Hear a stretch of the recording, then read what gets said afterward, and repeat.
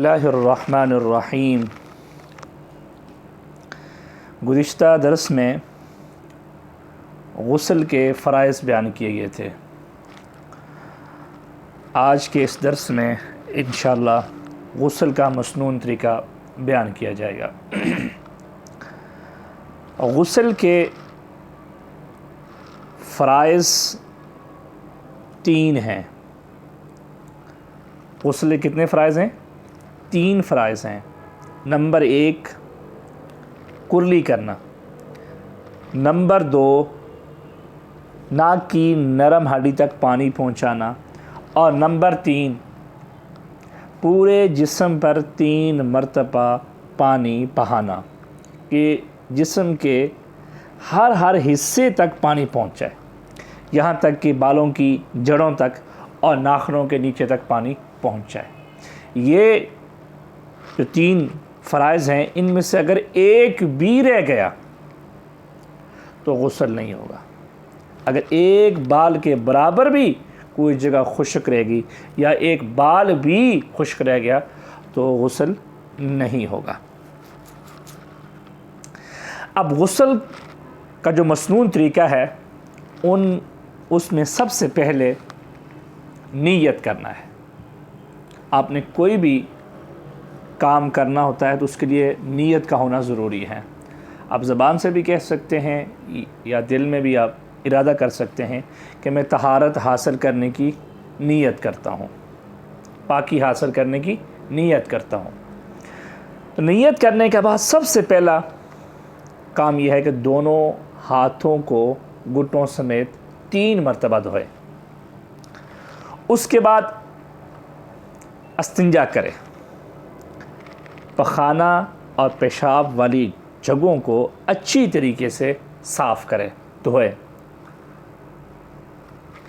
اس کے بعد جسم پر اگر کوئی زہری نجاست لگی ہوئی ہے تو اس کو اچھی طریقے سے زائل کرے، مثلا منی وغیرہ لگی ہوئی ہے تو اس کو اچھی طرح سے صاف کرے۔ اس کے بعد نماز والا مکمل وضو کرے، جیسے نماز کے لیے ہم وضو کرتے ہیں، سنتوں کا بھی خیال رکھتے ہیں اور مستحبات کا بھی خیال رکھتے ہیں اور مکروہات سے بچنے کی کوشش کرتے ہیں، اسی طرح یہ وضو کرنا چاہیے۔ وضو کے دوران کلی کرتے ہوئے غرارے کر لے اگر وہ روزے دار نہیں ہے، اگر روزے دار ہے تو وہ صرف کلی کر لیں، اور جو ناک کی نرم ہڈی ہے وہاں تک پانی پہنچا دے۔ تو یہ غسل کے 2 فرض تو یہاں ادا ہو گئے۔ اب وضو کرنے کے بعد 3 مرتبہ سر پر پانی ڈالے، پھر 3 مرتبہ دائیں کندھے پر اور 3 مرتبہ بائیں کندھے پر پانی ڈالے، اور تسلی کر لینی چاہیے کہ جسم کا کوئی حصہ خشک نہ رہے۔ پورے جسم پر پانی، پورے جسم کے ہر حصے تک پانی پہنچائے، یہاں تک کہ بالوں کی جڑوں تک اور ناخنوں کے نیچے تک بھی پانی پہنچنا چاہیے۔ اگر بالوں کی جڑوں تک پانی نہ پہنچا تو کیا ہوگا؟ غسل نہیں ہوگا۔ ٹھیک ہے، یہ غسل کا مسنون طریقہ میں آپ کے سامنے بیان کر رہا ہوں۔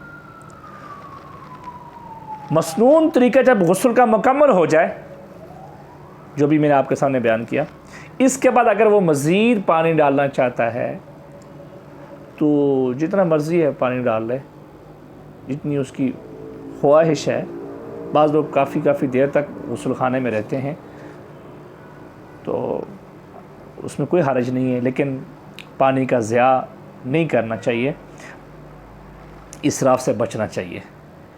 اللہ تعالیٰ سے دعا ہے کہ اللہ تعالیٰ ہمارے لیے عمل کی راہیں آسان فرمائے اور ہمیں سنت کے مطابق غسل کرنے کی توفیق نصیب فرمائے۔